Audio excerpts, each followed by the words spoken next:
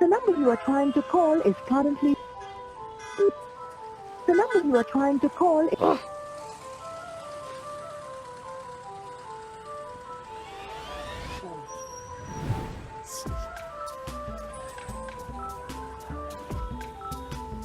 Sorry, ഒരുപാട് നേരം അങ്ങോട്ട്.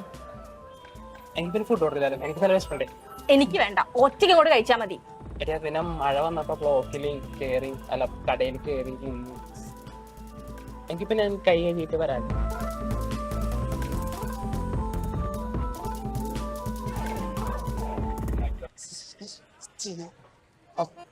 ചേട്ടാ, അതെ ചെറിയൊരു പ്രശ്നം.